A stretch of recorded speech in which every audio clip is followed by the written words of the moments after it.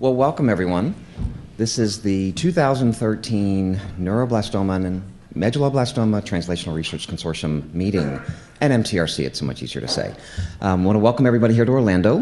My name is Don Eslin. I am one of the pediatric oncologists here in Orlando at Arnold Palmer Hospital and the MD Anderson Cancer Center at Orlando. I want to welcome everyone for hopefully what's going to be a very exciting day. And I hope everybody got here pretty easily. We got people all the way from Hawaii, so that must mean it wasn't too bad to get here.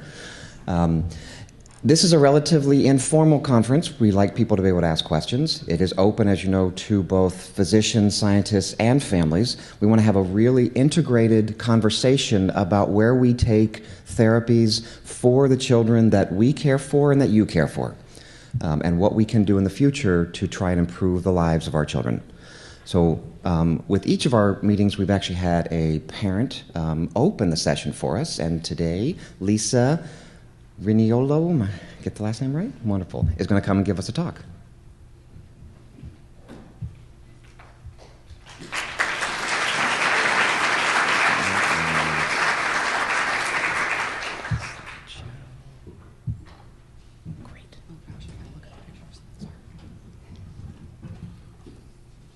Hello. I'm very happy to be here to welcome all of you on behalf of the parents. I'm also happy to be able to introduce my daughter Melina to all of you. I'm sure her story will be very familiar or similar in some way to all of you, whether you're a parent of a neuroblastoma child or a doctor, researcher fighting for our kids. When I began to write Melina's story, it dawned on me that I was writing everything from my point of view, and which was very strange because Melina was a very independent kid. She insisted on being in on every conversation we had with doctors about her care. She wanted her opinion heard. She didn't want us signing anything until she had the say. So I decided to do it a little differently this year and write her story in her words from my memory. And it would be her way, in a way, to introduce herself to all of you. I think what I wrote is what she would want you all to know about her and about her journey. Hi, I'm Melina. I had cancer. I was 8 when I was diagnosed with neuroblastoma. I had surgery to remove my only tumor. The day I was to go home from the hospital, the doctor came and told my mom that it was cancer. When she came back into the room, she was hiding her face from me, but I could see the tears running down her cheeks. Right away, I slid from my bed and I grabbed her hand and I told her, "Don't cry, Mama. I'll do whatever they want me to do. Just don't cry." I think that was the first time in my life I remember really being afraid. I have treated in 5 different hospitals. I have no idea how many chemotherapy treatments or radiation treatments I did. I just know there are way too many, and I dreaded every single one of them. We took a lot of road trips, New York City, Vermont, Philadelphia. I lost count a long time ago. But I do remember each and every time we pulled out of our driveway and left my brothers and sister behind. We had a lot of plan Bs. I always thought plan B meant the second choice of something.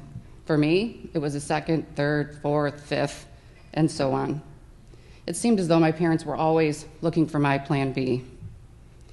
Neuroblastoma just did not want to let go of me. I hate neuroblastoma. I hate this cancer. Neuroblastoma tried to take over my life. It took me away from my brothers and sister. That was the hardest part for me out of all of it. It tried to invade my family circle that I always felt safe in. It kept me from school, my friends, the sport I loved to play. It scarred my body. It peeled my skin. It stole my hair 3 times. Didn't like that at all. It took my strength. It turned my stomach upside down. It stole my time and my future. But what it never got was my spirit, because I refused to give it. I fought with neuroblastoma every day. Beside the chemo and treatments, I fought with my attitude and my natural stubbornness. It was like a constant game of tug-of-war for me. It pulled and tried to take away the things I loved. I pulled back, dug in my heels, and adjusted my plans. I figured out that when I woke each day, I'd try to live it the best I could, the best my body would allow me that day. I was going to be happy no matter what neuroblastoma hadn't planned for me. And when I was home with my family, watching movies, cheering on the Sabres, eating pizza, drawing, I was happy. I knew I wasn't well, but I was happy. I never gave up hope. Hope that I would heal, hope that I would get to follow my dreams. And I had many.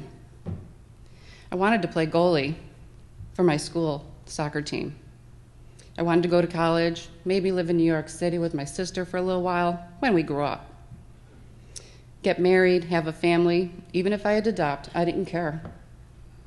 But more than anything, I wanted to grow old with my brothers and sisters. I wanted us to sit around the dining room table, drinking coffee as we watched our kids play, just as my parents have done all their lives. I wanted a future. I had a list of plans. Neuroblastoma, though, it definitely interfered with my plans, but I never surrendered. I think God left that gene out of my DNA.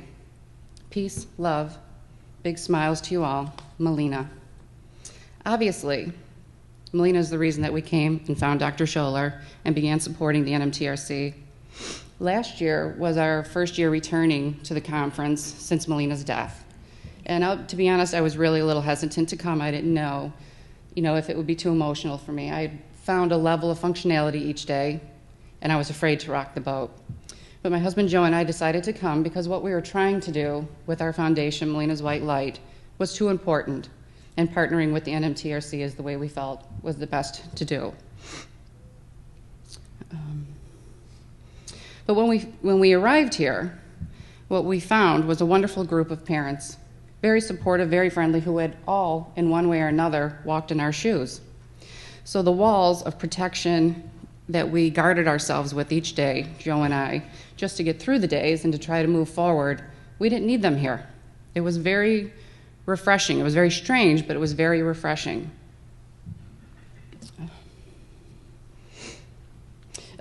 We were all kind of in the same boat, whether our children were in treatment, NED, our angel children, we were all on the same team, the team of giving kids a fighting chance to grow up. And we knew if we couldn't change our child's story, we were damn sure going to try to change one of your children's story. That's why we were here. That's why we do what we do.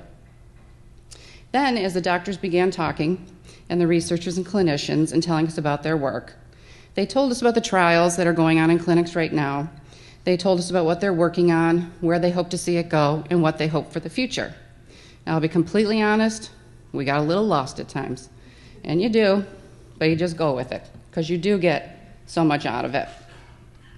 But what was impossible for us not to feel was their heart in their work as they spoke to us.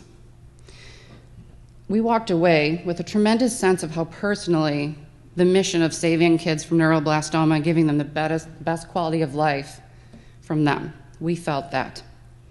The other thing that we really walked away with the most, which was very important to us, was it was very obvious the level of collaboration between all of the researchers, all of the hospitals, all of the doctors.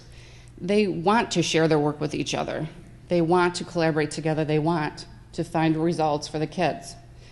In our 9 years in this cancer life, we didn't see that too often in, I don't think, any hospital that we treated in, where you have doctors and researchers from several different institutes working together for one reason.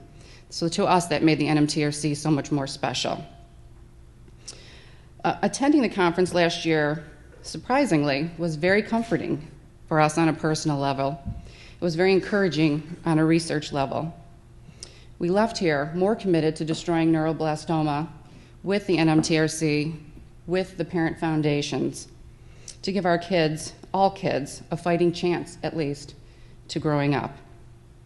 I hope that some of you will all enjoy I hope all of you will enjoy your time here and take away a little bit of what Joe and I did last year. Thank you.